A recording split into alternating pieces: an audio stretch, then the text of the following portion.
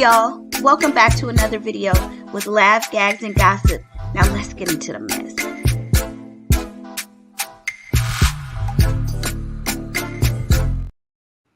Hey y'all, welcome to Celebrity Scandalous. Thank you for joining me tonight. I hope you guys are having a fabulous Tuesday. It's Tuesday evening. I mean, we almost at hump day, so if you got to work, we almost halfway to the finish line. Excuse me.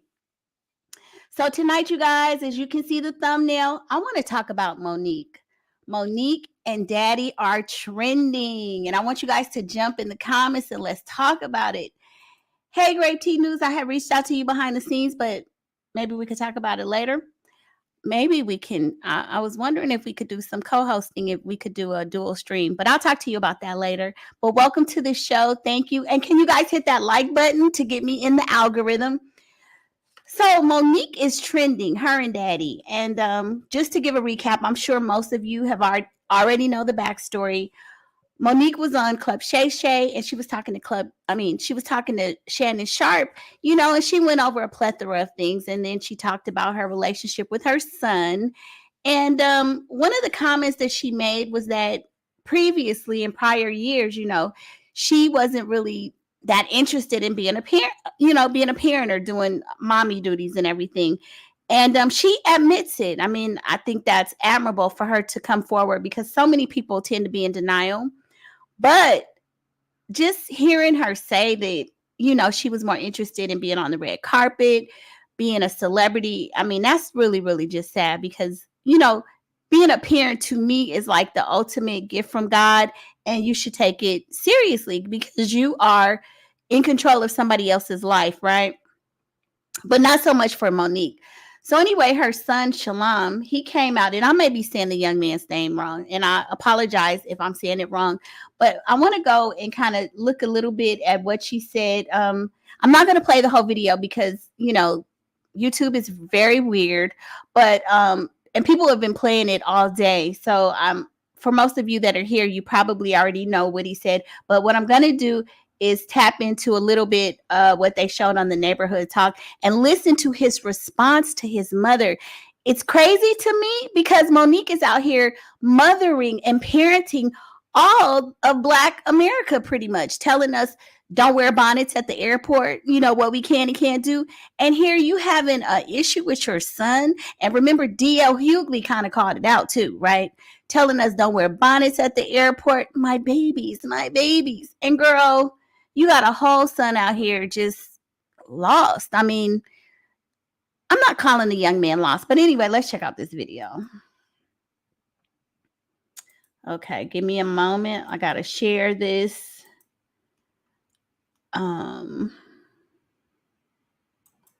Okay.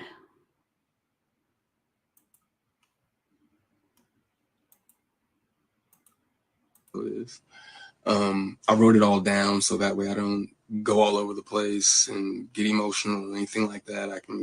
So I'm going to talk like I'm reading a script, but it's just going to help me kind of stay together. But to address the Club Shay Shay interview that she did, where she states that she prays to the universe in regards to reconciling our relationship, as I stated, is odd. My mother and I both know that that is a very false narrative, and I would like to free her of having to continue telling that lie. Faith without work is dead, and neither one of us cares to put forth any effort to reconcile with the other. We are separate, as she put it, because she doesn't care to be my mother any more than I care to be her son. Neither one of us has had the desire to reach out to the other in a very long time, and I don't think that either of us anticipates that feeling ever returning. Speaking with my mother directly, in my experience, will either lead to some odd newfound moment of clarity in regards to how she was as my mother, or she retreats back to Daddy to move forward with a conversation. And I'm tired of hearing my mother's truths. Newsflash, I'm not sure if people know, but standing in your truth doesn't make you noble. I'm not sure if people are aware of that. But responding this way, I feel as though it allows me to say my piece uninterrupted. To those wondering, well, why say something now? Call it a form of therapy for me, I suppose. But when her daddy had intentionally stated that they have 3 sons, but his wife is on the internet talking about the 4th son in a video that has millions of views. That rubbed me the wrong way. But anyway, to inform a child that you are not interested in being a mother at a time when that kid is the only kid that has the potential to lead a child to believe that you are not interested in them specifically. But to take it a step further, you also admit, my mother had also admitted to me that she didn't do the best job that she could do, which would also make one begin to question, all of your past decisions and prior emotional interactions. But to be completely honest and fair, those were things that I was willing to get over. Nobody's perfect. We're all human. But my mother showed a clear lack of humility, compassion, and consideration when taking any level of accountability for those things. My mother does a fantastic job of acknowledging a lot of things. Okay, so I just stopped it right there. Like I said, everybody's playing this video, but the main takeaways is that Monique admitted to not wanting to be a parent or parent him when he was younger as a teenager. And she admitted to pursuing her career over loving, parenting, and being a mother to her child. And that is so, so very sad. This young man is definitely in pain and suffering. I mean, he's coming forward, he's sharing this. And just being a mother, Monique's response to him today with daddy, she responded, I think it was just deplorable. I'm not even going to play their response because there's nothing to be said. At this point, it's like, Monique, you should be talking to your son and not the internet. And Monique doesn't even talk to the son as much as daddy comes forward and he's leading the whole conversation. And I think that's the part where everybody is scratching their head like, what? Monique, she, all of these issues that she's had with, her career and people owing her money. He's spilling all the yes, absolutely. It's really sad. She's coming and asking everybody to jump on board to go against the powers to be because they're not treating her fairly as a Black woman. And, a lot of people didn't really care what she was talking about, and it's like, well, you're a millionaire and Netflix and all this stuff. But a lot of people rallied around her and felt that she was being blackballed. A lot of us did. But now this puts a different twist to it because after D.L. Hughley came forward and was kind of airing her out saying, you have a problem with everybody in your family. Nobody wants to F with you and all this stuff. I didn't really know her family history or family dynamic. All I had heard of previously was that, about her brother touching her and, the issues that they had. And, Oprah had agreed not to let the family on the show, but she interviewed them anyway. And I believe her mother, I think it was the mom who had may have been an alcoholic, something like that. I just kind of remember elements. But now this, right? And then I was even watching another content creator, and they mentioned that Monique even has an adopted son that she refers to. So I'm just like flabbergasted, like, what the heck? What? So it sounds to me like, and this happens a lot because I was looking this up. I looked this up previously. There's kind of a phenomenon. Men and women can both do it, but it typically happens with men where men start new families, right? It's kind of like the first family, the first family, they get tired and then they get this new wife. And it's the second family. And what happens is the person is probably a little bit more mature. Second family. A wife now, you're a little bit more grown up, so you might be a little bit more in love, more vested, whatever, maybe more financially set, and they abandon. It's called like abandoning the first family. And it sounds to me like Monique, it's not the same exact dynamic, but it's given the same thing because her son is saying once she got attached to daddy, everything changed, right? It sounds like she wasn't much into being a mother to him prior to daddy, but once she got with daddy and had kids with daddy, then she wanted to be a mommy. And can you imagine how that would make a child feel? You're the oldest sibling, mommy meets a new man, starts a new family, and you're totally discarded. I mean, I'm sure that he wasn't a priority before meeting daddy, but now you see that your mom has the capacity to love. She has the capacity to do these things, but never did it for you.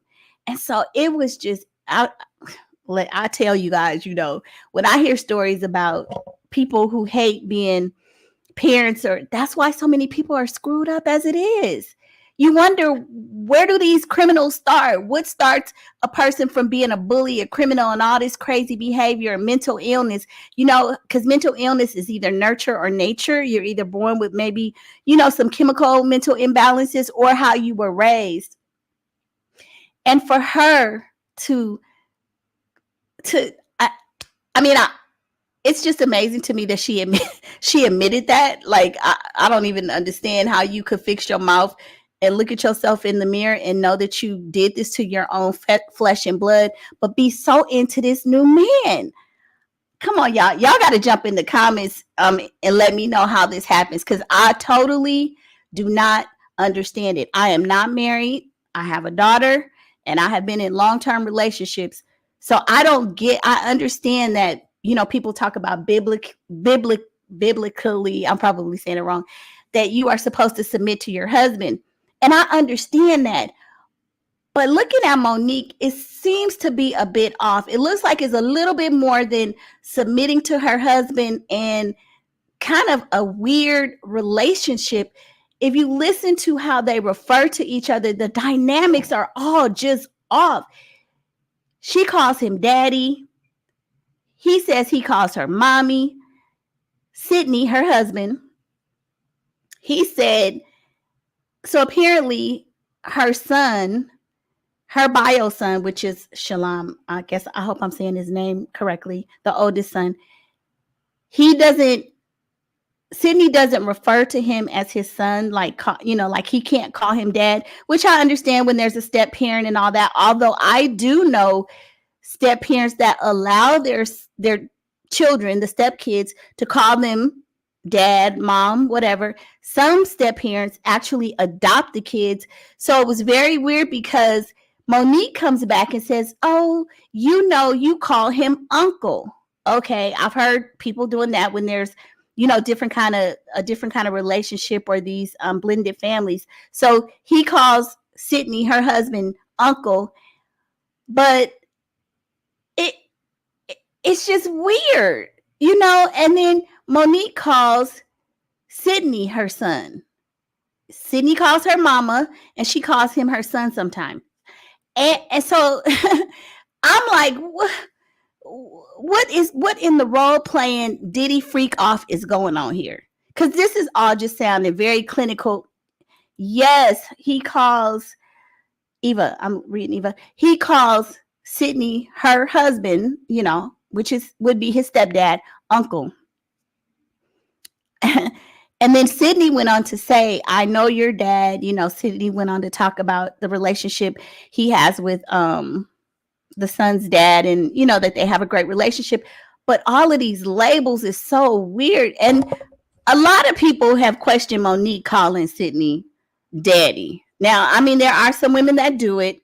My introduction to that, people calling that exactly, I think it's kind of weird too. People say, well, everything, you can't call stuff weird or normal because everybody does something different. That's true. But I think we know what established roles are. There's mother, father, daddy, daughter, mother, son, all of those things. And your lover or spouse is not really your daddy. That's your mate, the person you married. So when you start getting to all these different names and daddies, you kind of look at the fact that there's probably something wrong. Seriously, because Monique, she's had prior marriages. It sounds like she had issues with her brother touching her. And she says daddy is raising her. Now that's also a very weird concept to me, because why are you being raised in your marriage? So what does that mean? Like, is because I have a parent, and there's a level, there's a hierarchy in the family. I got a mama, daddy, I parent my daughter, and then she's the kid. It's like me, it's like her, me, and then up to the elders in our family. So I'm just thinking, like, what the hell is going on here? Daddy is raising you. Why? I understand if she felt abandonment from her own father. I get it. But to be raised by this man, so now he's your husband, he's your daddy, he's raising you, and it sounds like he's your son. He's wearing all these different. It sounds like Monique is having some issues. I ain't gonna lie. Well, and this is the biggest thing that's really, really weird, you guys. Think about this.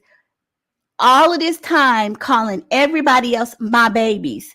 Ma'am, you have your own baby that you may really taking care of. Your son. How you gonna parent all of us when you have a fractured relationship within your own family? It's very, very weird.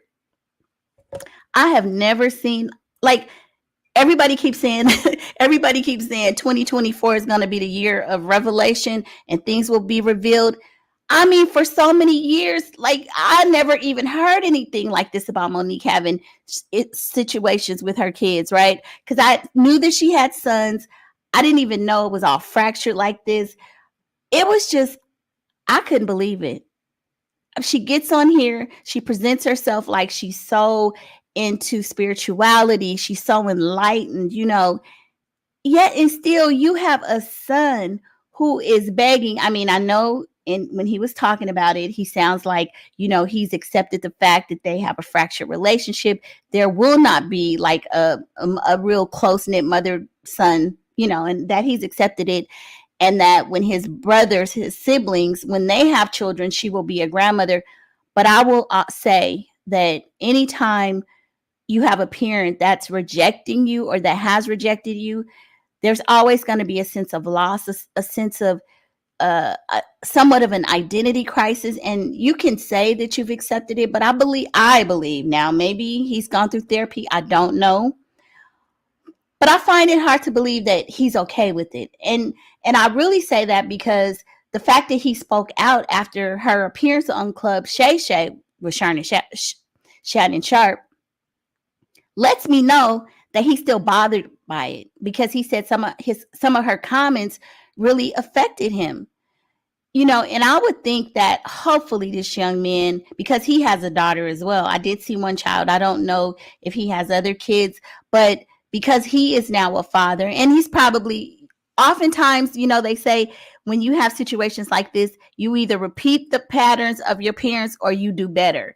And just with the level head he was very level headed when he was speaking, very calm and poised, articulate. So it sounds like he knows and he's aware that Monique dropped the ball. It's like some people are raised in such a dysfunctional family, they kind of really don't even know what's correct. And when I say that, I'll refer to Krishan as a measure. Krishan Rock did an interview, and there was a therapist online, and they were filming it, and he was talking about her family dynamics and everything. And when you listen to her, of course she was sad, because she talks about how she was raised and 12 people in one bedroom and all of those things. But it sounded as if she really did not understand the things that, she understood the things that her mom didn't provide for them in a material sense, but it sounded as though she really didn't understand the lack of parenting that she didn't receive. And she didn't even really want to talk about it, right? Of course, it's so painful. Like, it's probably layers and layers and layers. So when the therapist was trying to go into it, she was laughing. You could just tell, deflecting the whole time, because those things are so painful. As a little child, in order to survive, I guess people have to kind of become a different person. I guess that's why, when they say people have split personalities, it's things like this that cause people to just kind of go within themselves and live in this alternate world so that they don't have to deal with it. Can you imagine your mother? This woman's on television getting money, living the high life, yet and still she does not want to be a parent to you and admits it. Says she was more worried about being on the red carpet than being a mother. A lot of people, many people want the money and fame so that they can be providers, right? That's another thing that kind of struck me as odd. Like, you have this opportunity to live well and to take these flights and to be able to do all these wonderful things for your son, yet and still, I mean, it's easier. I think, people always say having money and everything makes it a lot easier. But once you attain these things, you still don't want to be a mother. That was so sad to me. So weird. I hope Monique, I hope that they can reconcile. I hope that, you know, people will come forward, and the same way she's always telling everybody what they need to do, I hope somebody can, appeal to her and say, hey, Monique, you need to piece it up with your son. This man, he's in trouble. There's still time. As long as y'all both here, you can still mend this. But it sounds like to me, with daddy being in her ear and directing everything. I mean, everything. It looks like he makes all the decisions, and it looks like he really is the person who is constantly putting her at odds with everybody. Her son was even saying that when he tries to talk to Monique, daddy interjects himself into it. So can you imagine? That's even weird. For me as a mother, if I were in a relationship and there was a step parent, no, it just could not be. I don't need you to speak to on my behalf to my DNA. That's my child, period. Married or not married, my DNA. And of course, respectfully, but no, you're not gonna um intercede any kind of communications with me and my child. Like, are you crazy?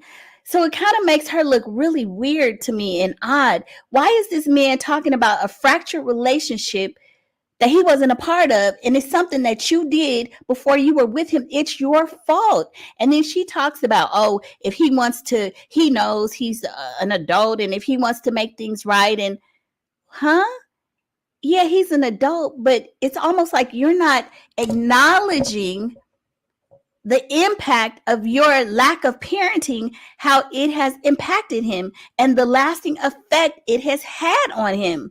She just seems to be clueless. And while she's sitting there talking all this ish, daddy is just pontificating and talking in circles and riddles. Man, sit your down. You know what I'm saying? Like, daddy just irritates me at this point.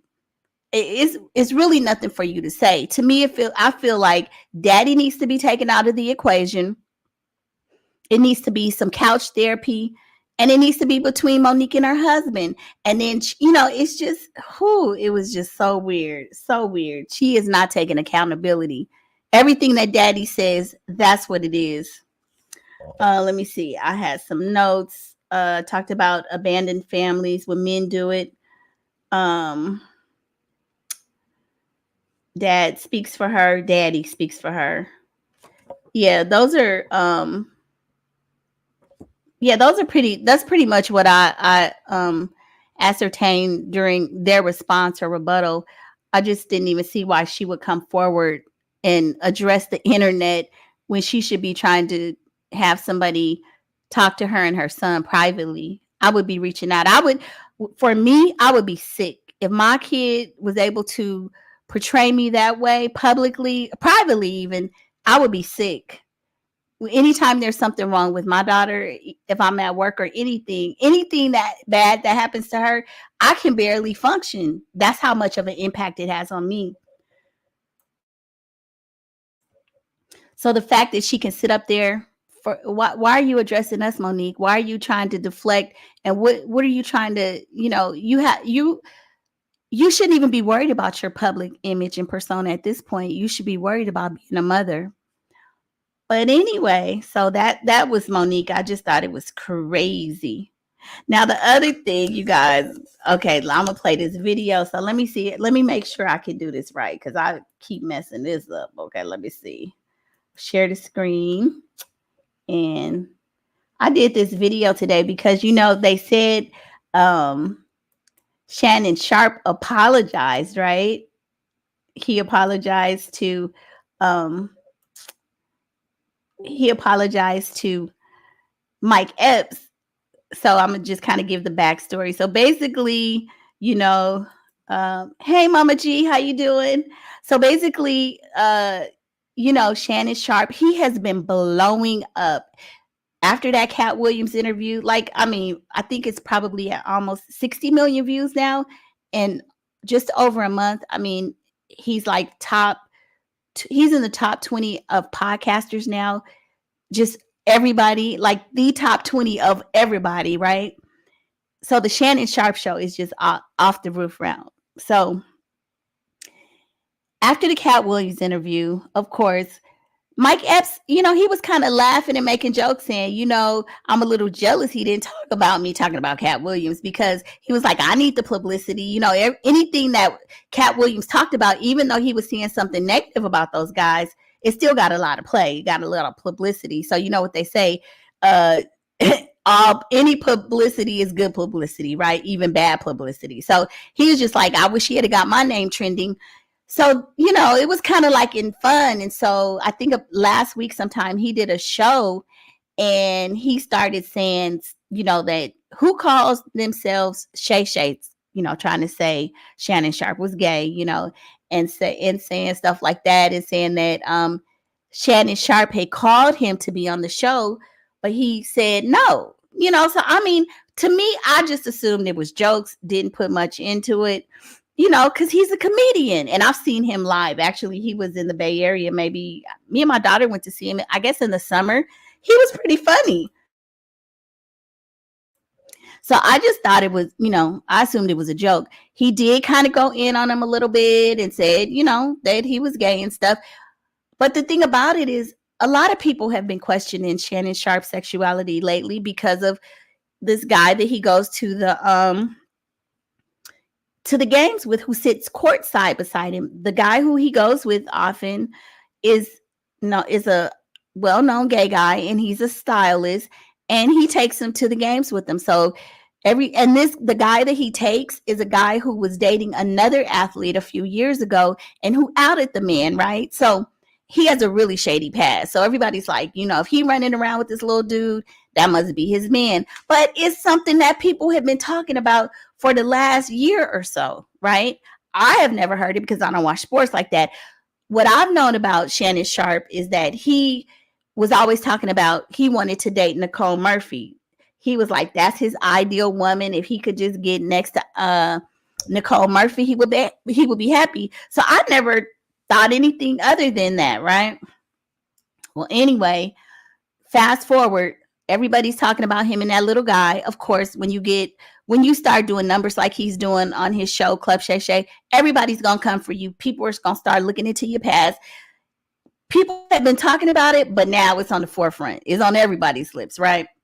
So Shannon Sharpe, he has another show that he does, and they call him Unc. Unc was doing his show with Ocho Cinco, and Unc was like calling out Mike Epps like, man, I'ma see you, because the NBA All-Star is coming up. He was like, I'ma see you at the game at the NBA All-Stars, and I'ma put them paws on you because mofo, you lied on me. So basically Unc was saying that Mike Epps had lied, that he did not reach out to Mike Epps to be on his show, because Mike Epps was saying he reached out to me, but I didn't want to be on the show because I didn't want him looking at my nuts, making jokes and stuff. But apparently Unc, aka Shay Shay, aka Shannon Sharpe, said, I didn't reach out to you. I have the DMs to prove it. You reached out to me and now you lying on me. Now, another thing, he never denied the gay rumors. He was like, he didn't even touch on that, but he was like, but you ain't gonna lie on me. So I don't know. Maybe that is his boyfriend. I don't know. But y'all, this is a video I did. Okay. So let me see. I have the video up, so I'm gonna play it real quick. And it's been getting a lot of views. So you guys play it if you let me see. I always get let me go back here. Okay, let me see. Okay. Anita Baker. I apologize. Oh, believe me, I do. I apologize. After Mike Epps responded to Shannon Sharpe, I don't fight, I just pop out. Shannon Sharpe responded like Anita Baker. I apologize. Believe me, oh, believe me, I do. I apologize. After Mike. So basically, after Shannon Sharpe came out and said, I'm gonna put them paws on you, and you know what he was gonna do when I see you at the NBA All-Star, Mike Epps responded and he was like, sir, I don't fight, you know, I don't fight. I handle it with a pow pow. So you know what he was alluding to. Like, it won't be a fight, bro. It's gonna be some weaponry involved, okay? So even I didn't really take that serious. I'm like, come on now, you know. And he was like, yeah, I'll see you. We gonna see each other. Now the thing about it is, in all honesty, sometimes things do escalate to that point. When people start making threats and their egos are involved and they get pissed, hey, things can happen. We've seen it happen too many times with rappers. But you would not think that this is something that men of that caliber would do. I mean, Shannon Sharpe, yeah, I mean, you're an elite retired athlete. Come on now. You're doing numbers on podcasts. You've been a sportscaster. Like, you are in a different league now. And now you're talking about knuckling up with somebody.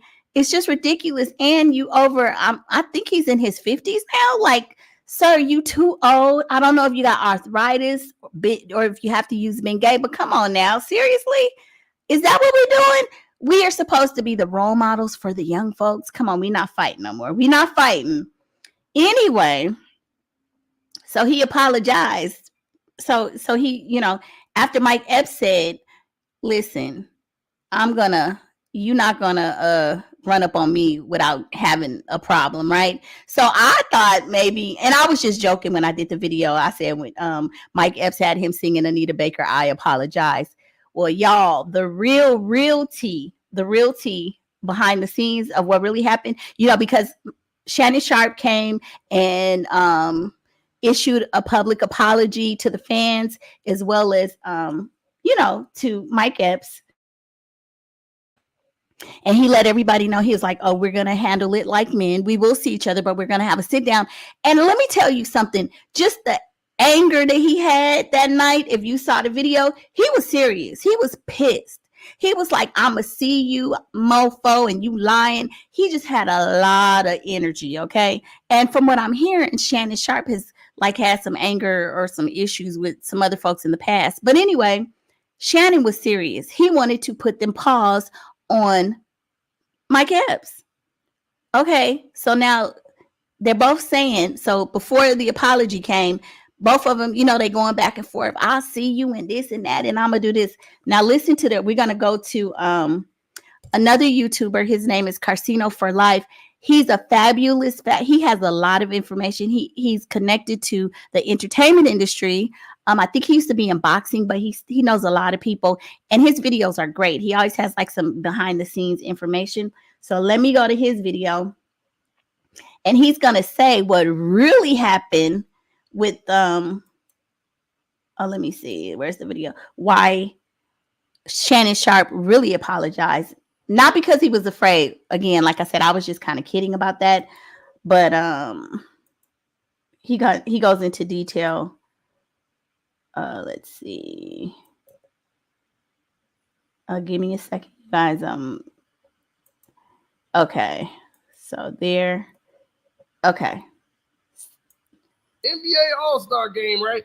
It's gonna be there. The NBA All-Star game in Indy. Yeah, I'm gonna see you at the Indiana basketball game. The NBA sent a letter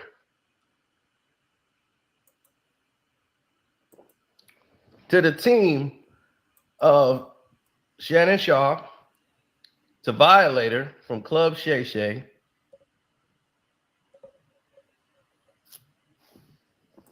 so Colin Cowherd, all these people got letters from the NBA saying that if any of these things happen, confrontation happens during this NBA, Shannon Sharpe is going to be banned from He can't go to any NBA anything. The players can't talk to him. He is going to be ostracized from the National Basketball Association. They don't want any actions or activities on their event. They have a lot of international money coming in Indiana, and they don't want none of this going wrong. So basically, it looks like, of course, because this was a big deal, it got a lot of traction. Basically, it looks like the NBA said, oh, no, not on our watch. We got too much money coming in. It's too much going on. YouTube, you know what they call us. Y'all not going to get up in here and act no fool at our events. And see, the problem is that, you know, with a lot of those sports events and, you know, once they start fighting and threatening to bring artillery and stuff, people get scared, and it's bad. It's bad for the brand. So I could believe that they told him, no, it's not going to happen. So I think that's why Shannon Sharpe, well, basically from Carcino, is why he issued that public apology, which makes sense. I mean, and the thing about it is Shannon Sharpe is on, like, his show Club Shay Shay is still fairly new. I don't think it's been around for years. I think maybe less than a year. And for him to get the kind of numbers he's gotten and to go viral the way he has, it's like you're going to the top really quickly. Don't ruin it for yourself. You cannot answer to everything that everybody says. You know, it's like, don't let these people push you off your spot. And that's exactly what he was about to do. The fact that the NBA had to step in and admonish them and say, oh, no, that's already bad. You already tarnishing your brand, sir. You got a brand now. Hey, Red, and thank you. I appreciate that. Thank you. It's like you can't do that. And so to me, what I'm noticing, this is what parallels this to me is the same thing that happened with Will Smith the night of the Oscars, right? And Will was getting that big award. He was going to get the Oscar. And then he goes up and he smacks Chris Rock. That overshadowed his event, that overshadowed the award that he was going to get, you know. And I understand he was pissed and he, you know, was standing up for his wife and everything, but it's like, you know, people are going to push you. You have to, and I know men, it's different for men, right? The testosterone and all that stuff, I get it, but sometimes you got to be a little bit more savvy. You got to think beyond the moment and in the heat of the moment before you do something that you will regret. Even on this YouTube, I'm a small YouTube. I have a small channel, but there are people who sometimes will say things about you and kind of come out publicly trying to, you know, start some ish. Let me tell you, my thing is always this. If I can't claim you on my taxes, you know, F you, okay? I'm not going to allow somebody to put me in a position where I start going crazy, doing something I'll regret and lose the things that I've worked hard for, because that's exactly what happens. That's exactly what, thank you, self-control. Red, thank you. Some of the words you probably gonna have to help me with, because, you know, when I be talking, sometimes I'll be grasping in the air to get the words that I'm trying to say. Exactly, self-control. A lot of these young people, they sit up here and talk about, oh, you disrespected me, and then they do something stupid, pow-powing, get arrested, now you in jail. How much more disrespect can it be to be walking your ass up around in a jail with an orange jumpsuit on?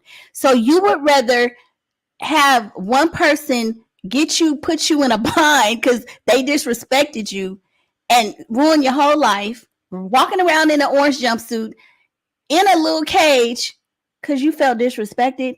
Man, that's crazy to me. Hey, Culture, welcome. Culture says, hey, everyone. Thank you for joining. Red says, hey, Culture. Yeah, I mean, y'all know what I'm saying? These young people be talking about, oh, the disrespect. What I would find disrespectful is if I had to eat off a little steel tray every day and can't eat and do what I want to do. That's disrespect. And you disrespecting yourself. I would not let nobody say ish about me that's gonna make me, I'm sorry, I do get upset, and everybody loses their temper.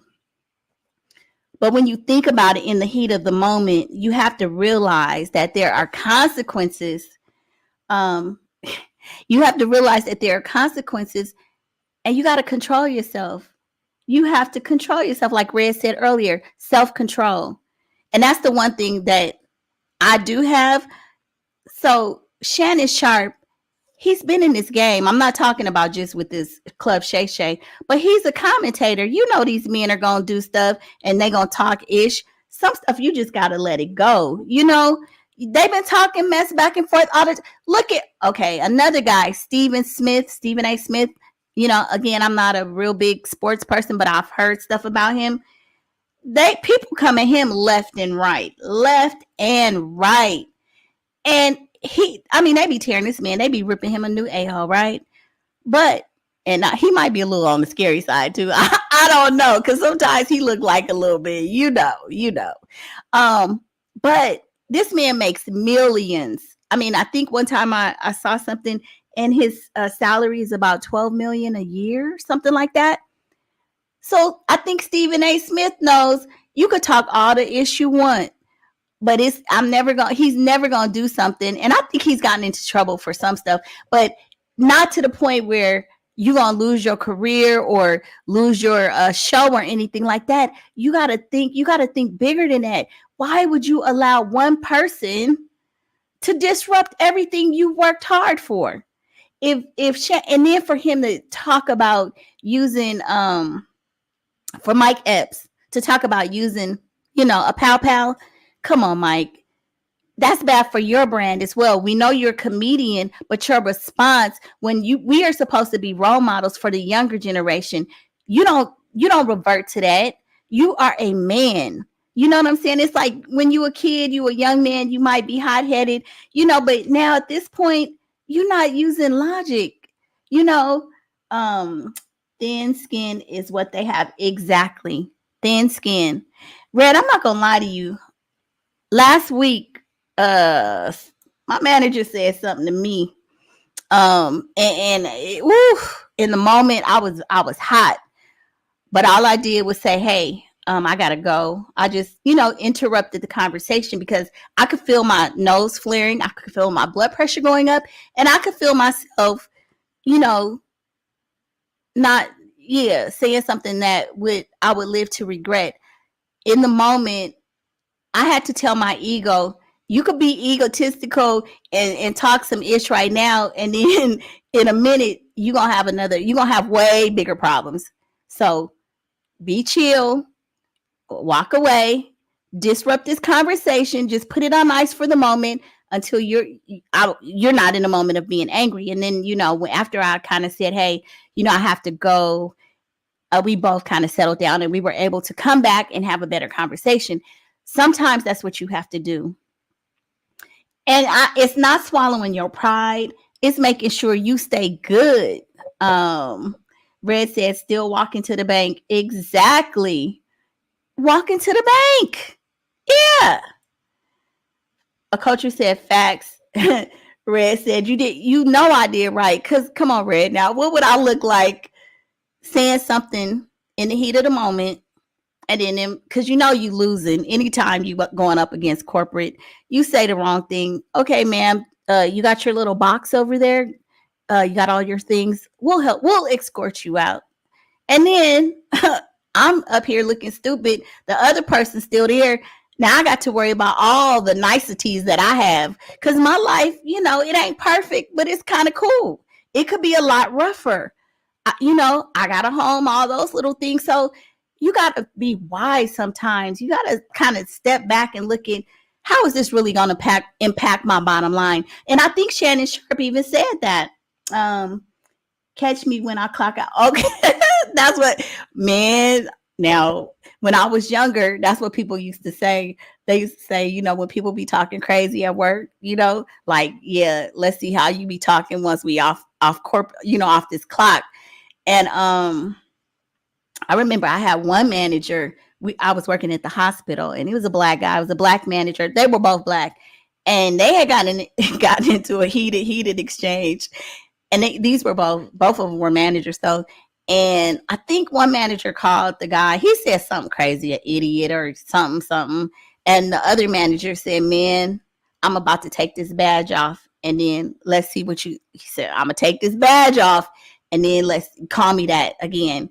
And he was mad. And this manager is serious because he had done some stuff before, but they were able to talk it out. And the other manager knew that he probably should just zip it, so he kind of backed off and didn't say much. But Shannon Sharpe had even said, though, he was like, "I don't care about what people say about me as long as it don't affect my bottom line." Because he was kind of talking about the gay comments, like it doesn't really bother him as long as it don't affect his bottom line. But it's like, if you up here talking about you gonna go fight at the All-Star games, that's going to affect your bottom line.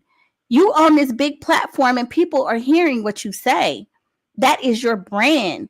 And I hate to say it, but African-American men, that's what they expect you to do. That's what they expect you to do. Behind closed doors, they be saying all this stuff. And it's not that you care. It's not that we have to act or behave any particular way to please any other races. I don't believe that at all. But when you're in Rome, do as the Romans, man, you making money. You are at a certain place in life.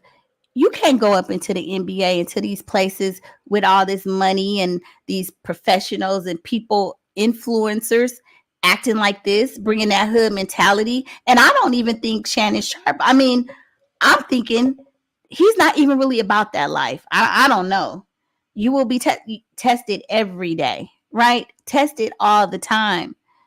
And that's the whole point. You would think that he would know that at this point. So many people are telling him, so many people, I've seen people on this show after Cat Williams say, "Man, you know where you are now. People going to be coming for you." Because remember, after he had the comedian, after Cat Williams was on, I think Steve Harvey, said the entertainer, it was a couple people that kind of came forward and they didn't like what he said. I think even D.L. Hughley said something. D.L. Hughley was calling him messy, talking about the messy Shay show. God, all them S's, right? So, people were already kind of coming at him. So it's like other people were saying, "Man, they're going to come for you. They jealous. You're doing good.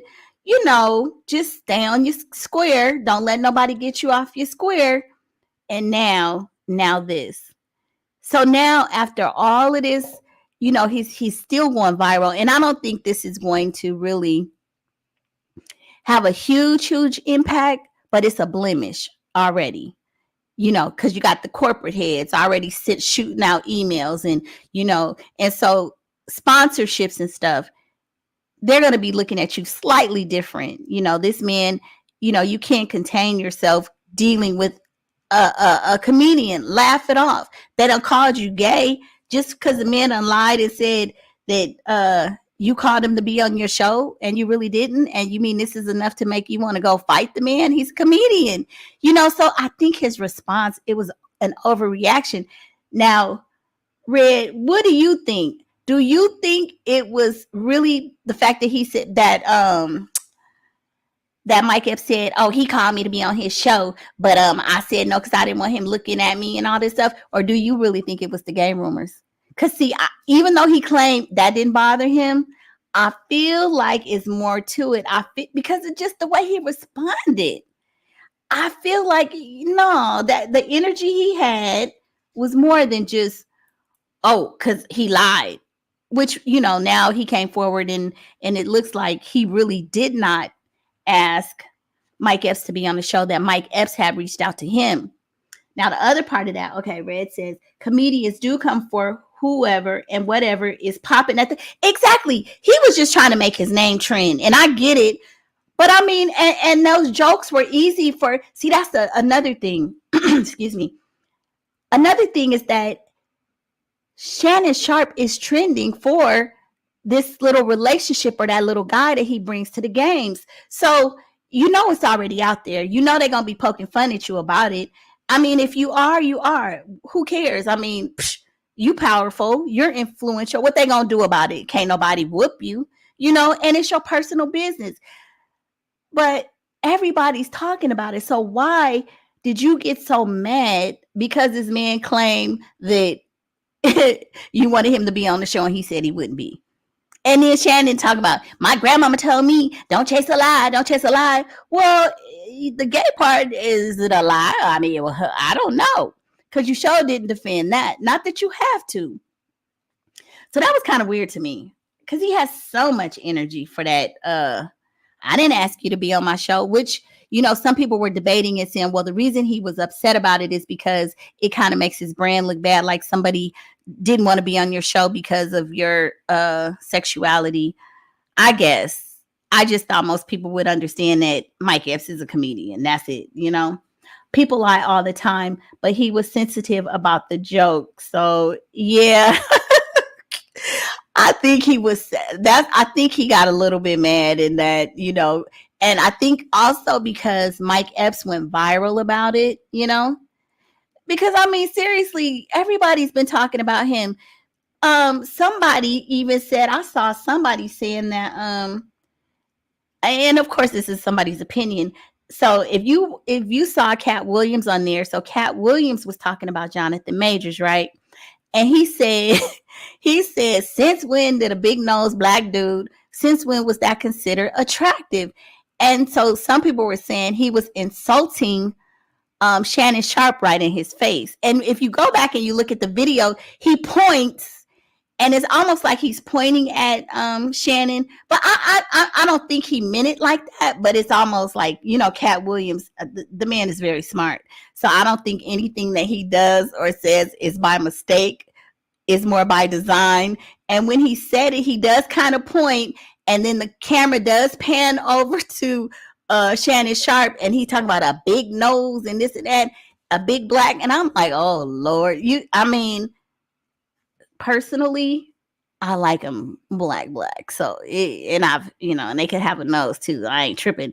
But when he said that, I was like, oh Lord, you done insulted this man.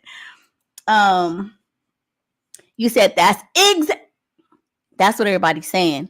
You done said, because let me say this, Jonathan Majors, I mean, yeah, he might have somewhat of a big nose, but him and Shannon Sharpe, to me, they still are two different looks, right?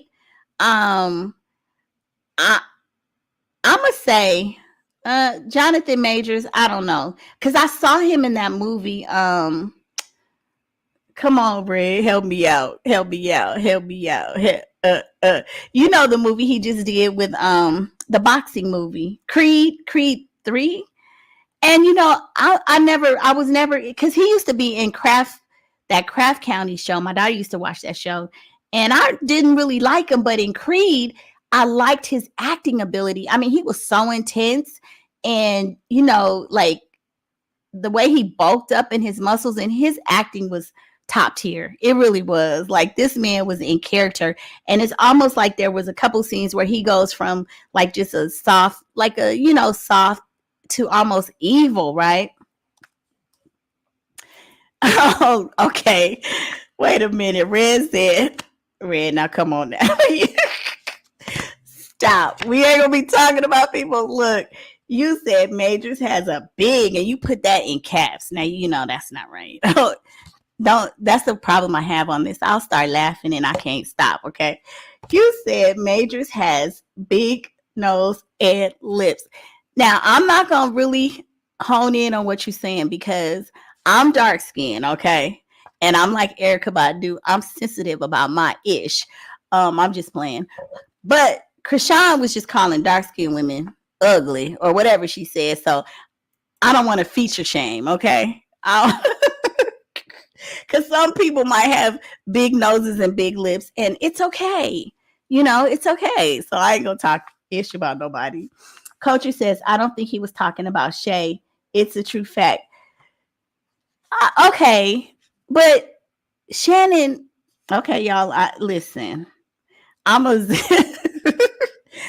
Before I put my foot in my mouth, I'm just gonna sit this one out. I'm gonna defer to Red and Culture on this one, okay?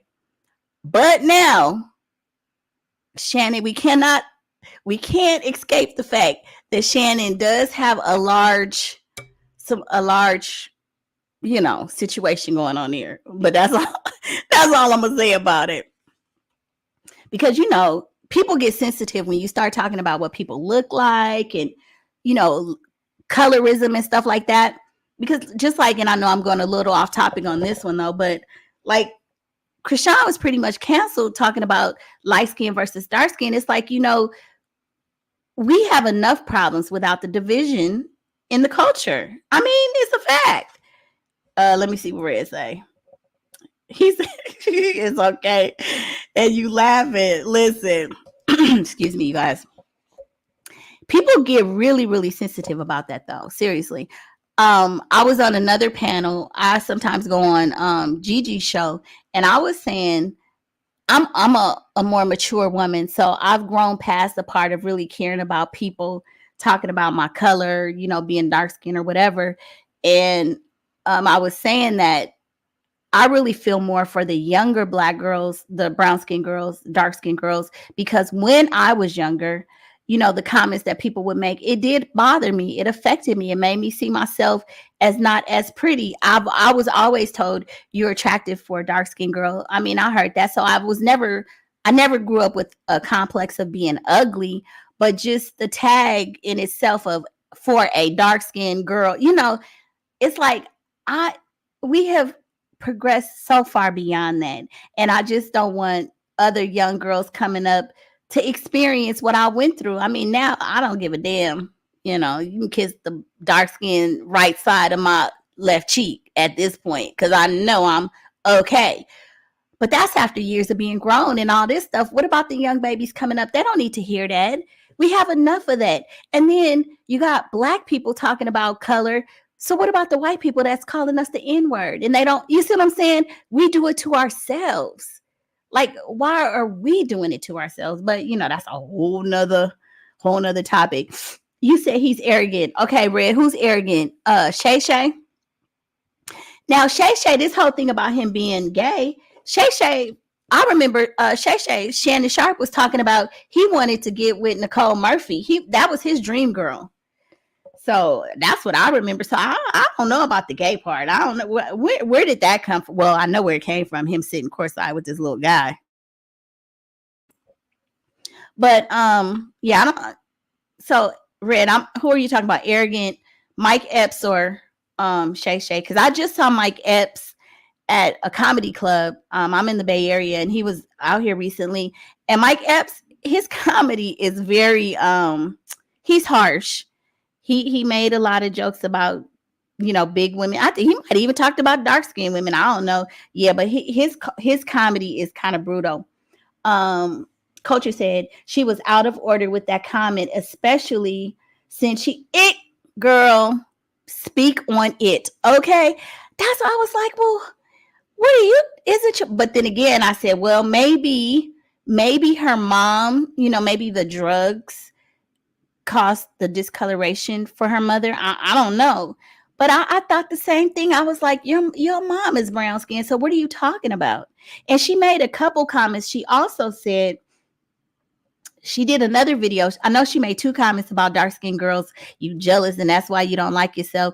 And then she also, with this new guy that they had kind of, saying that she was dealing with before, in between Blueface, K Suave, she was talking about, I only like a certain kind of men. I like only light skinned men, which, I mean, I prefer, I have a preference. Everybody got a preference. But that coupled with her saying that dark skinned women are not attractive and don't like themselves, that to me is colorist. We can agree to disagree. All love over here. Okay. Red, I'm not disagreeing with you. What am I disagreeing with you? Because I'm not. Everything you say, I'm on point with. But I don't know who you were saying was arrogant. Hey Susie. Hey Susie Q, Vegan Beauty. How you doing? Red says I love my beautiful melanin sisters and brothers. Okay, exactly. I mean, we come in all different shades and colors. Like, can't we all just get along? Oh, Shannon Sharpe. You know what? I thought, Okay, I agree with you because just seeing him before, because I've seen him do commentary, but this wasn't on the Shannon Sharpe show. I saw him on, like, I don't know if it was football. Did he play football? I'm gonna say football. I don't know. I think I saw, because I could remember him on these commentary shows, like either the NFL or the NBA, where they talk about where they're doing the replays and they're doing the sports highlights. So I'm familiar with him. So, but I never really cared for him because he just came across, I don't know. You know how sometimes just certain people, you don't know. You just don't like them. I don't know. Hell, mentally your mind just be like, you could see somebody you don't even know ish about them and be like, yeah, I'm just not feeling you. I didn't like them pink shoes she had. It's just stupid stuff. But I did kind of think, for whatever reason, and I can't put my finger on it, I just never did care for him until the Shay Shay show. Now, after I started watching his interviews, I did kind of like him because then I started hearing more about how he was raised. Did y'all know that he didn't have an in-house bathroom until he was an adult? I saw him talking about that and I was like, wow, because he's, he's only like in his 50s, and I was just a little surprised that he was said, because he even said that there are still places, I believe he said that, in certain parts of the country where, they still got the outside or the outdoor outhouses and stuff. So, I mean, after I started hearing about his humble beginnings, I had a different appreciation for him. And I was like, okay, he's cool. And he just seems kind of hokey. Now, on his show, I think I see a different side than I initially thought, what I thought I knew about him. Red says Mike Epps is funny as heck. He holds no punches. Exactly. I know. I did see him, and we have our little comedy club out here. Like I said, I'm in the Bay Area, so it wasn't a stadium. It was small. Man, I think my daughter took me for my birthday. It was like in August, and it was a small, like I'm saying, it's almost, you're so close, like you could reach out and touch him. He could see, like, it was just so intimate. And he was funny to me. I mean, he was talking about people and he did say some stingers, but to me it's comedy and I don't take it personally. So I thought it was funny. Mama G, I couldn't chat. Okay. I don't know what you said, you couldn't chat. Like, well, how you mean? Let me know if it's something I could do to help you. I will.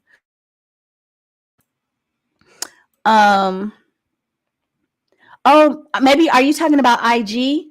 Because I think I saw, because I never answer my IG stuff, but if that's what you're talking about, then I'll accept you. Yeah, because I was like, it said you need to accept this person, and I'm like, why? Everybody else, I don't know. And another thing, Mama G, because somebody hacked my Facebook, and so I can't even get my Facebook no more. I got a message from them saying they were going to terminate my account, that I had went against some community guidelines, and I'm like, I don't even use it. All I do is post, when I'm uploading video. So I thought that was weird. So anyway, but I'll take a look. Okay, let's see. Susie Q says the son was out of order. She admitted to being a horrible mother. You think the son was out of order? The son was out of order. She admitted to being a horrible mother. Well, I don't. I think that I don't think the son was out of order. If we're talking about Monique, I was siding with the son. I had empathy for him because I just think that her admitting that she was a horrible mother, you brought that and talked about it in a public forum. So why couldn't he respond in a public forum? You know what I mean? And a person saying that they were more interested in material things and being famous than parenting you don't, well, in my opinion, I just can't imagine what it's like for a child to live through that and being rejected and not having your mother. And I don't know where his dad was, but I just can't imagine how horrible that must feel as a child, as an adult. See, this is the thing. This is what I tell people. As adults, we can go have a drink. We can go talk to our friends. We can get some herbal lessons. We can kind of work things out. and we still get it ucked up. But children don't have the mental capacity. I'm not saying that they're not smart. They don't have the skills or the experience to always be able to articulate things. They don't have a social group. A 6-year-old being abused at home or neglected, they don't, who they gonna talk to? They can't take a drink. They can't go talk to somebody. They don't know how to deal with it. So kids internalize things, and that's how we become ucked up adults. So whatever he went through, with her even acknowledging it, hold on one second. With her even acknowledging it, lets me know that this boy could have went through a lot of trauma. Who knows? You know, when you turn your children over to for other people to raise because you're not emotionally engaged, that's a problem. And then you set your kid up to be touched or whatever else goes on. So I don't like that. That's just me. Mama G says it happens with Latinos too. Maybe you're talking about the colorism. Shannon, you said Shannon is arrogant. Well, at this point, of course, I think a lot of those athletes are. Look at the kind of money they have. Look at women always throwing themselves, women and men. You know, they have a lot of power because they got money. Everybody wants to be in a little social circle. So with that, you know, comes, you know, it's kind of hard to stay humble for most people, given, you know, the resources and stuff that they have, because so many people want to be connected with them. Mama G says the vibe is off. Red says it's your discernment. He was an EAPN commentator. Okay, so EAPN, so I don't even know what that stands for, but I'm a think. Look, I know ESPN, okay? So I know it's one of those sports channels, and yeah, and that's what I used to see him on. Yeah, I didn't really like him back then, but I like him now. He was an ESPN. Oh yes, ESPN. Okay, yes, that's because I know ESPN. I couldn't chat, so I left and returned. Okay, I'm glad you're back. If you left and came back, and she says, "Oh." Mama G says that happened to me too on Facebook, but we're good now. Yeah, I don't know what's going on. I know people are hacking. And I reached out to them, to their support team for it was about a 3-day process, but they told me no. It's crazy too, you guys, because I was so hot. Whoever hacked my account, they changed the name on it. I was like, these people out here doing a lot. That's crazy. She was taking accountability and being honest. Yeah, she was taking accountability, and we all appreciate that. But so Susie Q, and not being argumentative, because everybody's entitled to, you know, what they feel. But she brought it to us. Like, I never heard that she had a situation with her son and all those things. And so she, you know, she's always telling us what to do. She's telling us to don't wear bonnets at the airport. And just, I'm going to say, surviving Monique, I'm going to start wearing a bonnet at the airport. I don't do it anyway, but just to spite her ass, I'm going to start wearing a bonnet at the airport. And I'm just playing. But she's always telling everybody what they need to do, you know, and yet she admitted it, but that doesn't erase a lifetime of pain from your child. And for me personally, I probably wouldn't be publicly talking about my lack of parenting. You don't have to admit it to us. You need to be admitting it to your son and a therapist. And he even said that she's not really open to parenting him. And she said when he's ready, when you break something, and I'm talking about her lack of parenting, how when you uck something up, do you tell the injured party, when you're ready? What? When I'm ready because of some issue you did to me, you are the parent. It's crazy to me when parents look to the children and be like, when you're ready for it. What do you mean? You raised this it's your fault. Take accountability, great, but that doesn't heal all of the years of trauma. And trigger warning for those of you who, you know, this might cause problems, probably should log off, you know. And I'm not a therapist, and we're just all voicing our opinions. And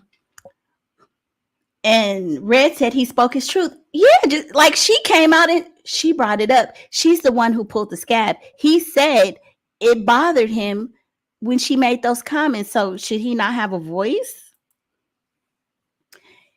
She said, so Susie said she was putting it out there before they tried to use him against her, and he did it anyway. I don't see how. So I guess, we are really seeing this in a different light, because I don't see him using it against her. D.L. Hughley had already made some comments about the fact that she had problems with her family.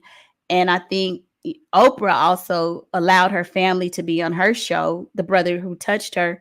So, I mean, in terms of her putting it out there, I mean, I feel like he deserves to give his side. Like, you don't get to just come up. See, okay, so I guess I'm a different kind of parent. My daughter, I was raised in a democracy in my household, and so is my daughter.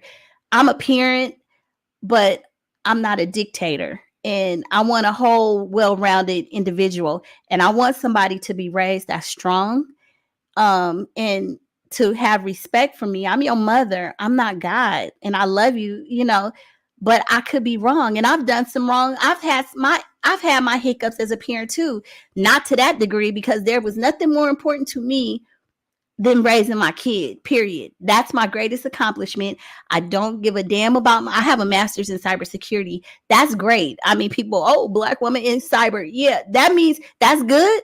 But the biggest accomplishment in my life is how well I've raised my daughter. And for her to say, my mommy is superwoman, my mommy, blah, blah, blah, and to give me accolades. That's the kind of mother I am.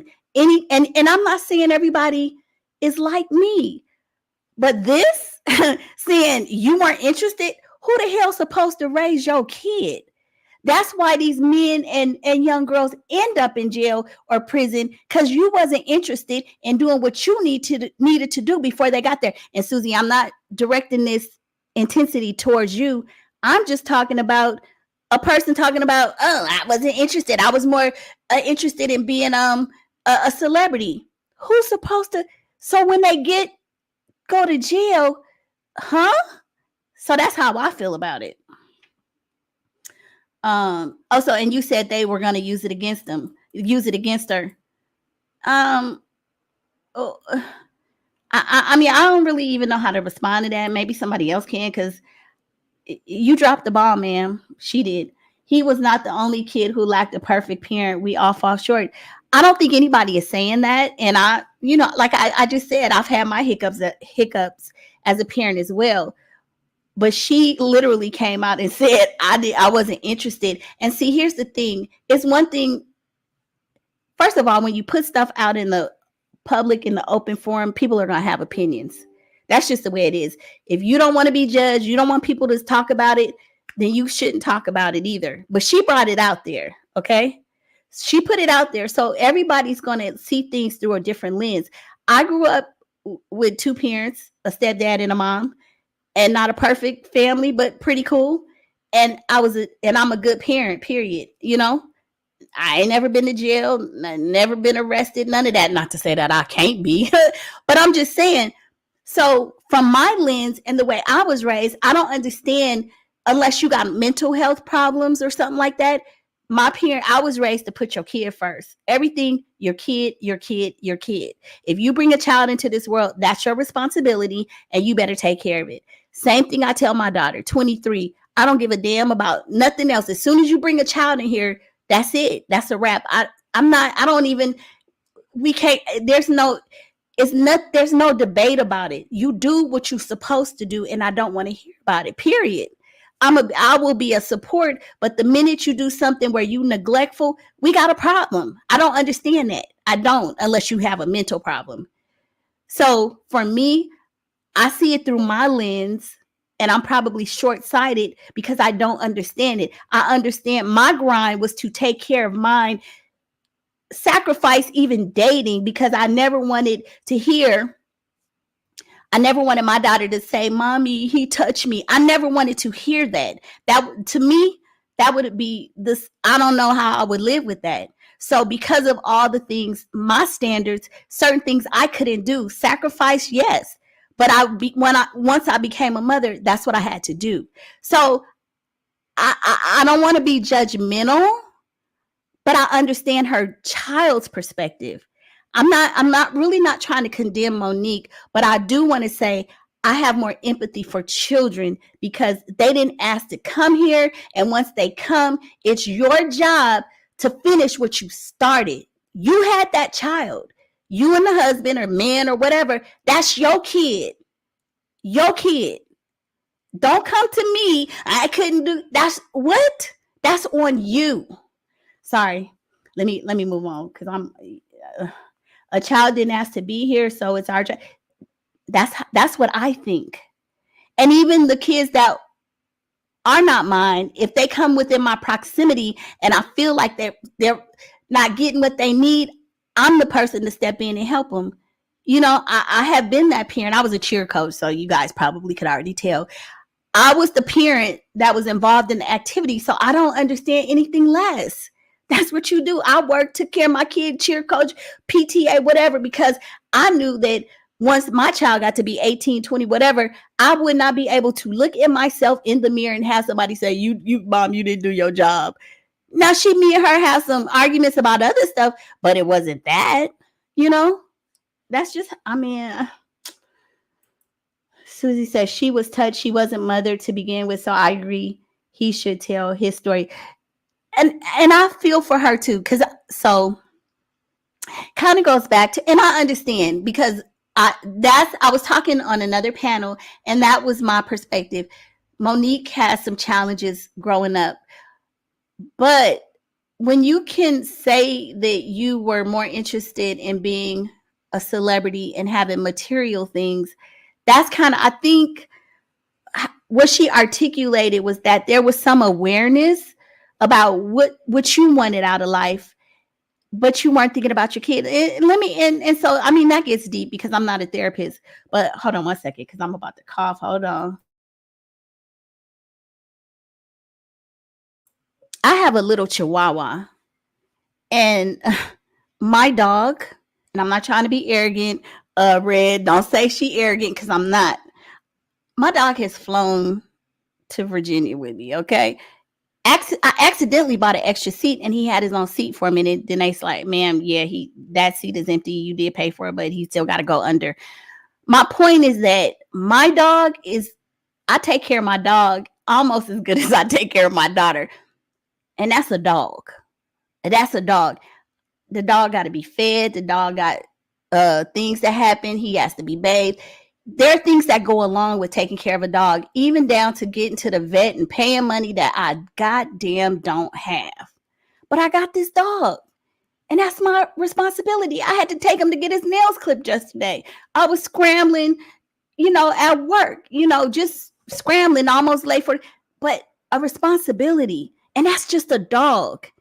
And so if he don't eat and I'm tired and the water, hey, if I got to wake up to make sure he's good, those are things that I do. And that's a dog. So I really don't understand when people slack up on a whole real full child that you gave birth to, when I could take care of this dog like that.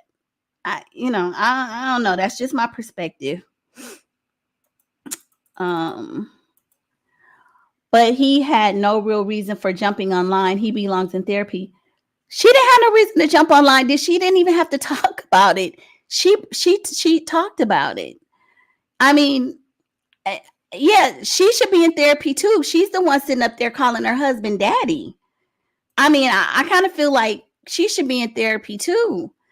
If you kind of watch what she was saying, I mean, I don't want to say the woman got some screws loose, but they probably both need to be in therapy. All money ain't always good money. Exactly. That's true. That's it. That's exactly what I'm saying. Like the sacrifices that we make, the sacrifices as a mother. I remember hearing, like I said, I was a cheer coach, and I heard these ladies, because, my daughter went to Catholic school, so I had to pay tuition. And it was kind of tight times for me financially because I had to pay that tuition. And these ladies was talking about, girl, because I'm going to get the Gucci cape and leather cape or something she was saying. And I overheard it. I'm not a jealous type of a person, but I was like, oh, wow, that's, Gucci, what? I'm thinking how much? And I think I heard somebody say $1,000, and I was like, wow, $1,000. I'm like, yeah, I'd be paying tuition. Like and it just rolled off my back.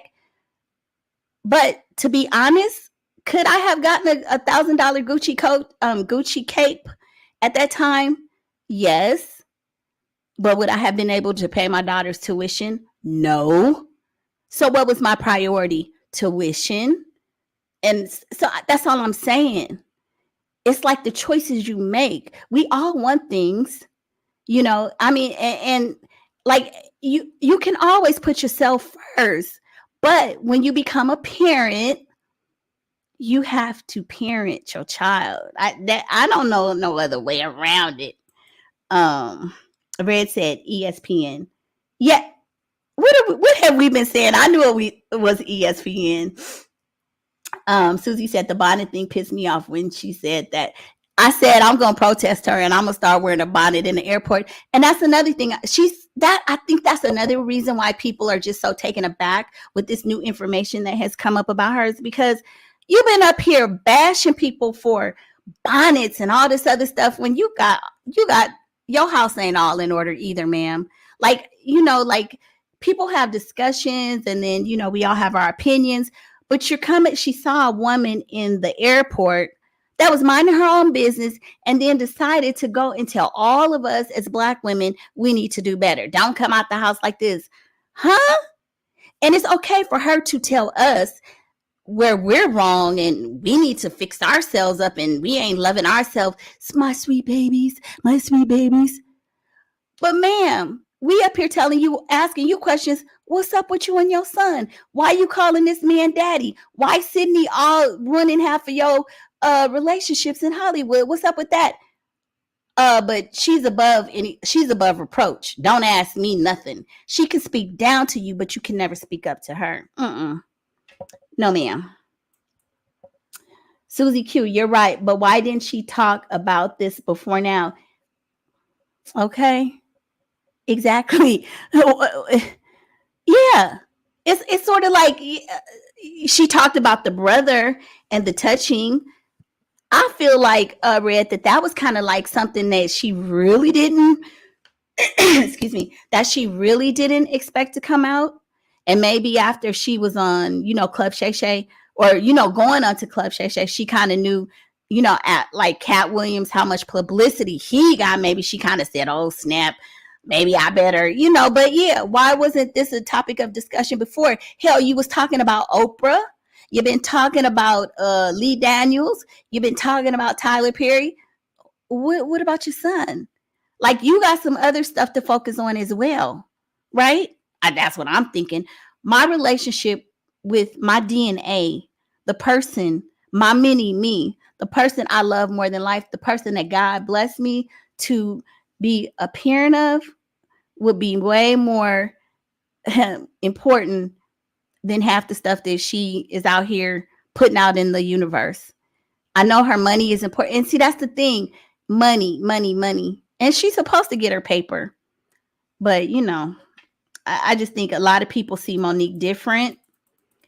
This son coming out, again, everybody says 2024 is the year of exposure. Tamikia Van says, wow, this is crazy. Yeah, we're talking about Monique and her son coming out, and kind of exposing her. I've never heard it before, about the fact that, what kind of mother she was. Well, I mean, she talks about it too. She does say it, but then he delves a little deeper. And because she's like kind of acting as if she's tried to extend the olive branch and stuff, but he has a different perspective. And she should go with him to therapy. She definitely should. Red, look, her and Daddy need to. It's a whole lot of therapy and listen, with me saying she needs to go to therapy, I have gone to therapy myself. So I'm not even saying stuff, telling somebody they need to do something that I ain't done myself. I have worked on the same way you take care of your car. You take care of your mind, your weight, everything. But more importantly, your family, Susie Q says, Red, she did it in other interviews. I've seen them and the clips are now circulating. It's the first time he responded. Okay. So I have never heard her say it before. So this was new to me. But maybe he got tired of her constantly saying it and having it in the, open forum and not being able to respond. People do get tired. It's like, sometimes you could take a couple licks and let things go until you explode. I mean, that's even normal too. Like my mama keep talking about it. Okay, da da da. I'm gonna let it go. I'm gonna let it go. And then one day, you know what? I'm not gonna let it go this time.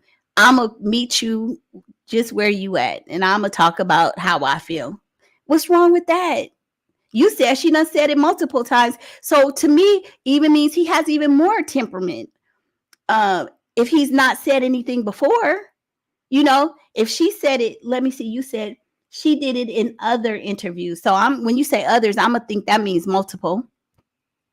And if this is his first time coming forward to say something, I think he showed her some grace, right? That's what I would say. Once the interview went viral. Well, Mama G is saying amen. Susie Q said that's how you feel now in your early teens. If you had a child, you would have a different outlook. Yeah, I mean, you're right, because I did have my daughter after I finished college, so I was a little bit more mature. But no matter what age I would have been, my mom was always very instrumental and in my ear telling me when the parameters and the time would be right for me to become a parent. And if I didn't have X, Y, Z in order, then that's not something I needed to do. So regardless as to teens or anything, the way I was raised is that period, once you have this responsibility, that's what it is. So I mean, I probably would not have been as good of a parent because of course, with age comes knowledge and study and all those things and other people. But because there are young mothers, teen moms, that do a great job. Seriously, I've seen some others, some young women. Kamala Harris's sister, Maya, if you guys all know, she's from the Bay Area. She had her daughter or got pregnant in high school or right at her senior year. She went on to become an attorney. She has a daughter. Her daughter's an attorney now. So I look at that as a teen mom too. She was a teenager. So just because you're a teen does not mean you don't have the wherewithal to do some things right. You know what I mean? There are probably some teenage girls that had children that may have even done better than me. I don't know. Because, I'm not just measuring it in terms of the financial component. I'm really measuring it on being a mother, being present for your kid. It's really not about money to me. It's about being there for your kid, showing up for your child. Red says, Susie Q, I guess it's hard for me to see other than why she didn't do or didn't go.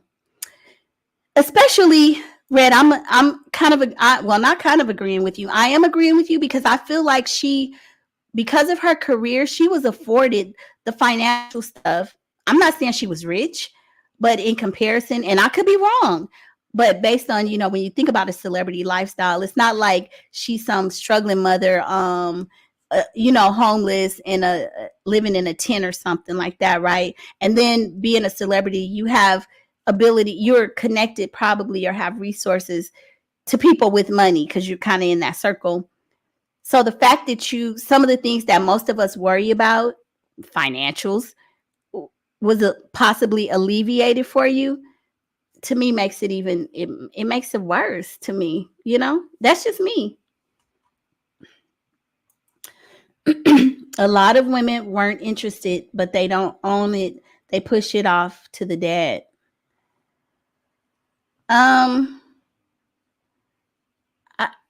A lot of women weren't interested, but they don't own it. They push it off to the dad.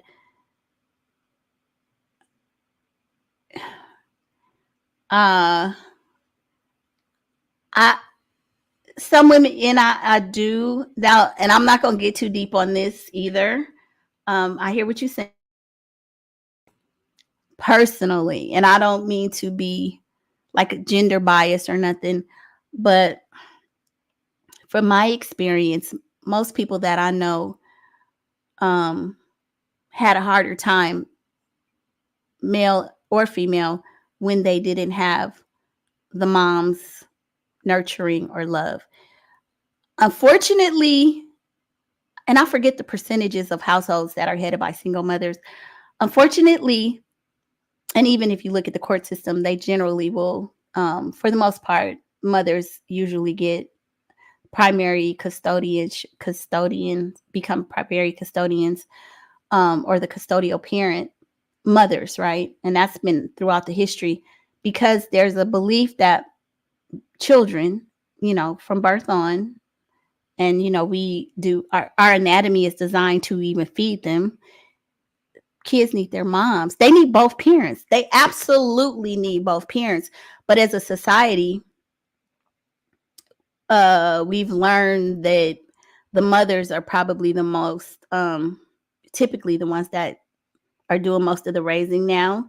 It wasn't like that years ago. So I feel like when children don't have at least the mothers, and there's some kids who don't have a mother and they have a father. I know one little girl whose mom passed and her dad did a great job. But that was an extreme circumstance, right? But for the most part, I think people expect that the mom is going to be there. Even in the animal kingdom, the mothers, they are the ones kind of taking care of the babies and the kids when they're younger. So I think that's just an expectation, and the whole push it off on the dad. Like, a lot of dads are absent, so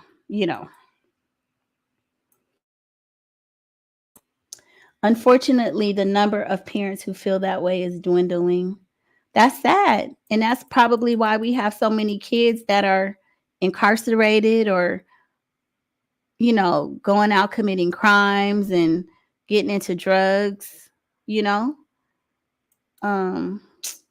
Susie Q, or the grandparents. Yeah, grandparents step in and do a lot, For me, I was fortunate to have help in terms of my parents.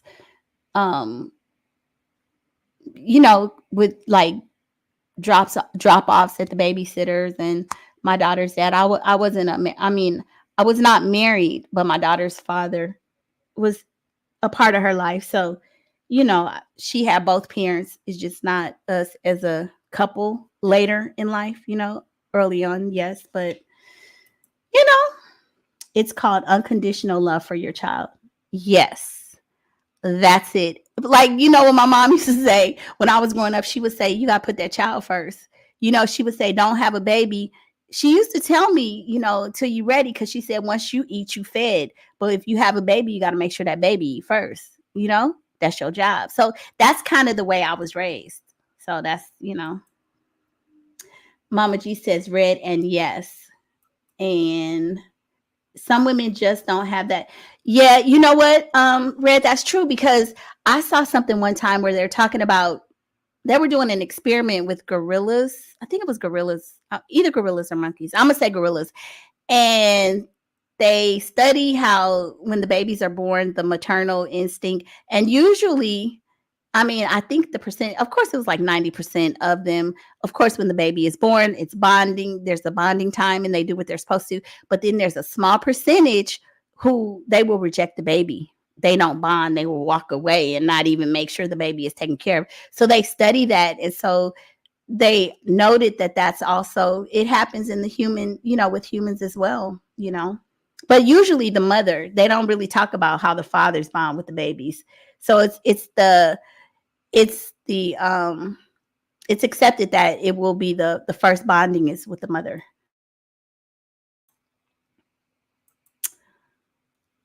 Okay, you have a Chihuahua. Oh, that's my baby. I love him. I think I was talking about how they breaking into the cars, and I be keeping his little car seat in the car. So Susie Q says it does get deep, because some women don't have the capacity mentally to think about anything but self, and that happens often when teens and younger people have a child they don't really comprehend. I agree with you. I mean, yes, absolutely. Because I've seen it.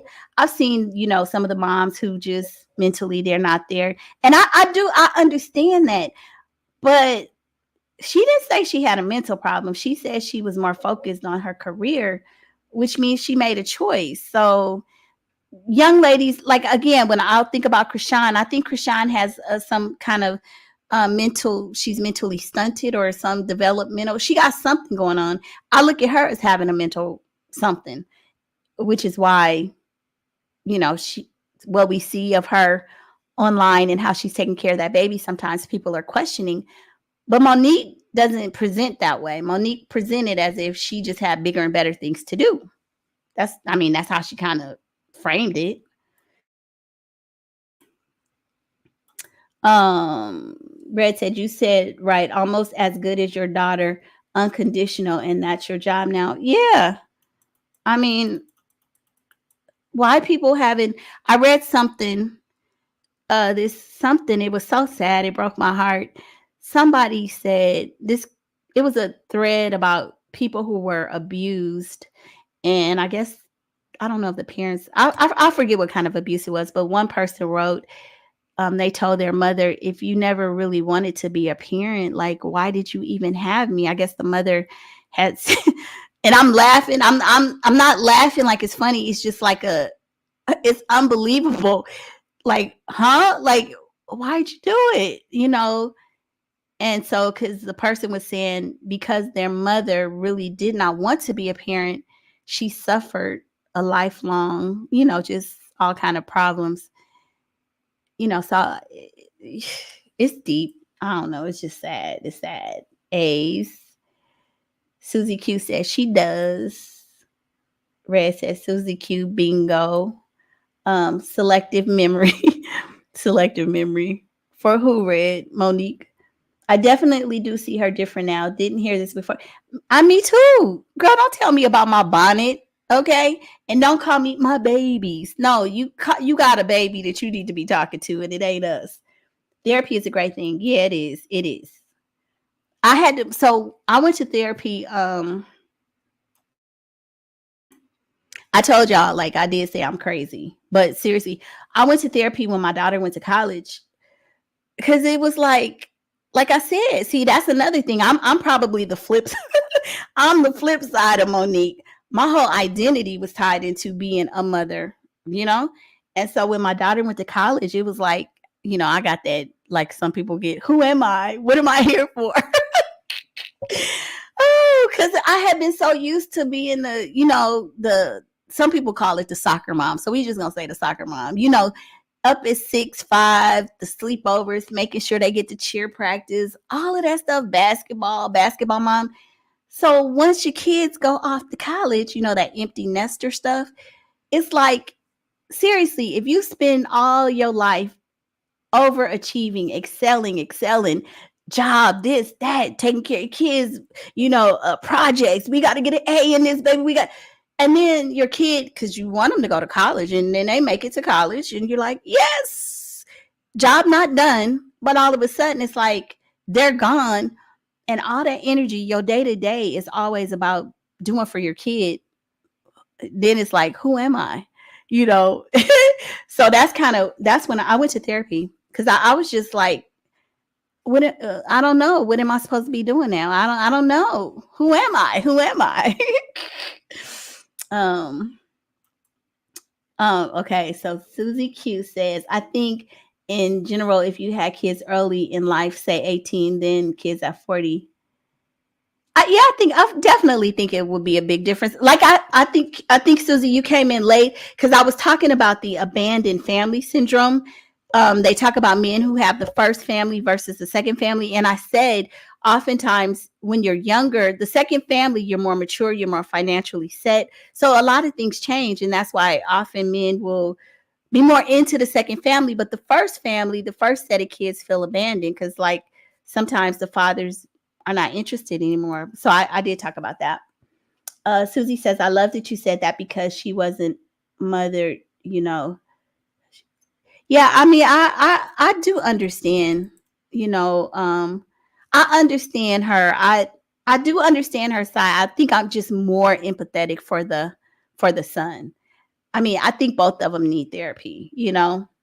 And when you put stuff, and we don't know the totality of everything that happened, you know, we're just getting sound bites of what they talked about, and I'm sure it's a lot of deeper issues and everything. But I think for the most part, Susie Q, I think a lot of people are looking at Monique a little different, though. I really do. I feel like people are like, you know, it's like we don't want to hear you talking about Tyler and Oprah and that other guy and DL arguing back and forth with DL. And, you know, and she even talked about DL's daughter bringing out that whole thing about her being violated. Like, that was ugly and mean and unnecessary, because that could have been a family trauma. Why did you bring that to the forefront? You know what I'm saying? So people are just looking at her a little different. That's all. I think that her raw delivery really took the essence out of what she's saying. She was chasing the shining stars in high life. Well, I mean, and that happens a lot in Hollywood. I mean, if you look at some of these love and hip hop shows, you'd see a lot of these young girls, not even the men, because they be like, yeah, they got 6 kids by 6 different women, so they ain't even tripping. But some of the women will say, you know, I had to leave my kids with my mother while I pursue my dreams. And I respect that. You know, I mean, what can you say? I mean, but again, there's still a child that you brought into this world. Because I think K. Michelle even kind of talked about that a little bit. She had some stuff going on with her son where she had to go and be on the road. Now, a person who seems to be doing it pretty good is Beyonce, but we're not going to talk about Queen Bee because everybody says she does everything so well. But, you know, I don't know.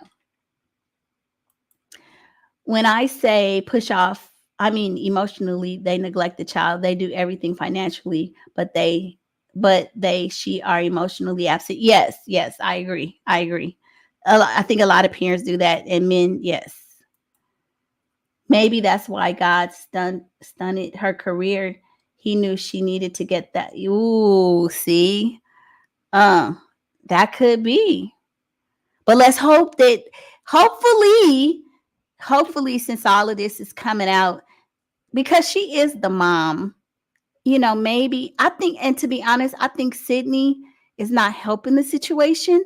I think maybe if her and her son could get together, because he mentioned how Sydney is kind of a barrier between the two of them. Maybe if her and him could get together, there's still hope. It's a strained relationship, but it's not over because they're still both here.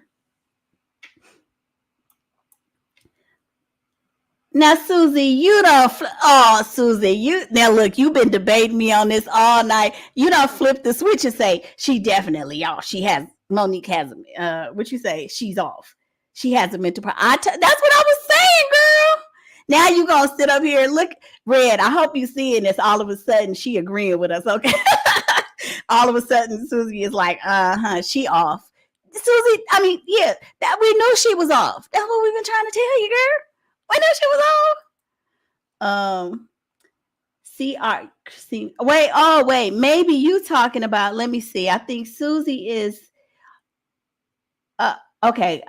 You talking about Monique is off. Okay. Krishan seems to have a debate. That's what I say. Yes. I agree about the yes. Therapy is good for anybody. It's just like maintenance for your car. Some people have career coaches, same thing, you know, because they just help you see things a little bit different.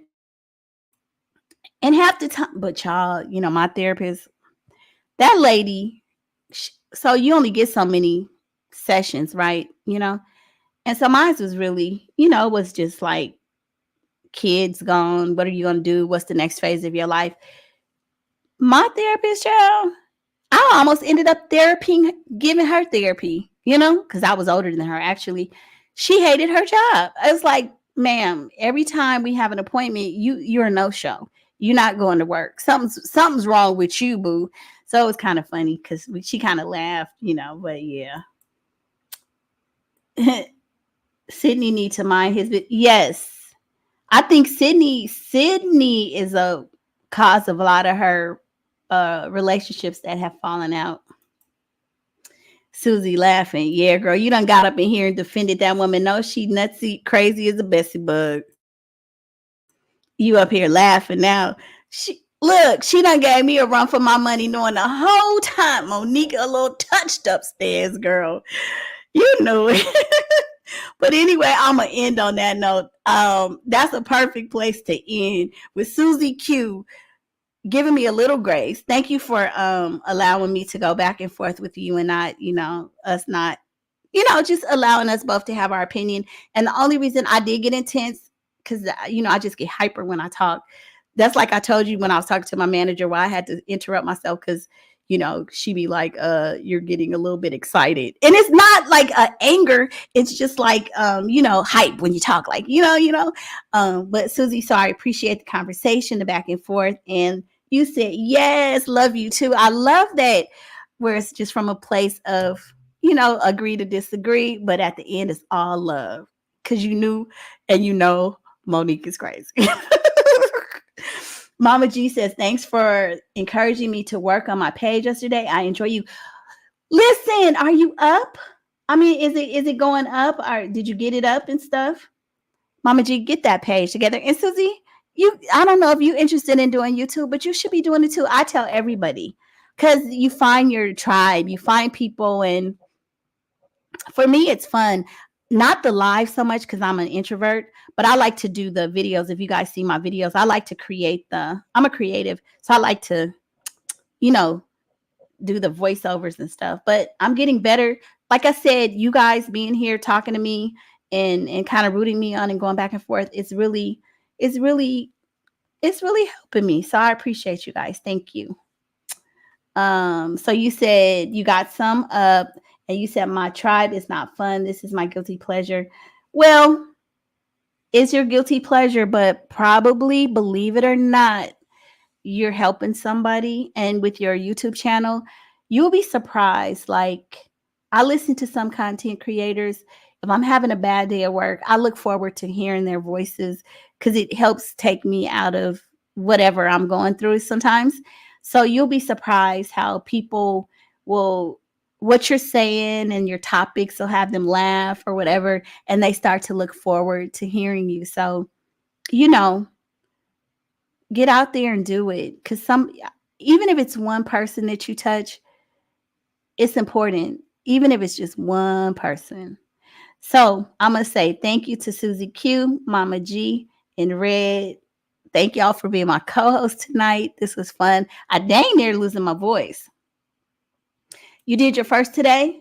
Okay, you know what? I was looking for your page because Grape Tea News, I made sure that I went on and hit all of his notifications so that I will be notified. And also Tawana DIY, I made sure I went. And Mama G, I hope you went to their pages too and just let them know so that when you start your page or when you get up and running where you should be, they can follow you back and support you as well. So I went there, but I couldn't find your page because I know you as Mama G.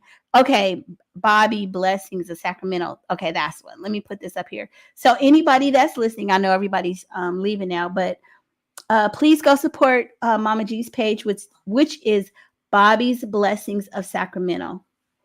That's her YouTube channel.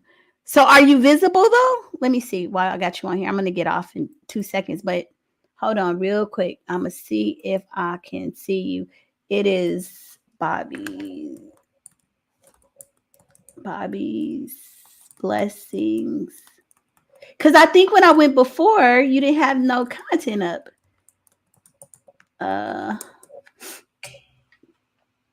Oh, okay. Yeah, I do see. Oh, it says I'm subscribed. I am subscribed. And then you have 2 videos. Well, let me see. That's the only thing that's coming up on. Oh, it's shorts. I see shorts. Let me see. Do you have any long form? Okay. Yeah, so I did go subscribe. Okay. All right, let me go back here. Yep, I am subscribed. When you go and drop the link for us. I am. You know what? If you have been here, I'm still kind of learning how to do it, but the next one, I will drop the link for you. But before you come up, because as you can see, I haven't been doing that many. And the other young lady, Onyx, I always drop the link for her before I get started so that I'm not scrambling and doing it. But I will drop the link. But when you come up, okay, so I'll just try to make sure I come back tomorrow. When you come up, I'll need to see your face first because people have been, doing stuff. So everybody says you need to see the person before they come. Only backstage. I just need to see you backstage to make sure you're a real person. I know you're a real person. I do, but I still got to see it. So I'll drop the link for you tomorrow. Okay. So just when you come up though, just make sure that I just want you to know I just need to see your face before you come, and then you can, go have an avatar, whatever you want. And then I might even just keep, you see how I have the screen up now. I might just do that as well too. So you don't have to worry about it. Because I don't like showing my face unless I'm looking cute, girl. Okay. All right. Okay. So Susie, tomorrow, let me see. I'll be in the office tomorrow. I'm not sure, but probably around the same time. Now, Susie, okay, be ready to have our discussions now. Trending topics. When I do my thumbnail, make sure you see the thumbnail so you can be up to speed so we can go back and forth like we did tonight when you knew I was right about Monique, that she crazy. Okay. All right, you guys. Have a good night, and I'll see you tomorrow. All right. Bye.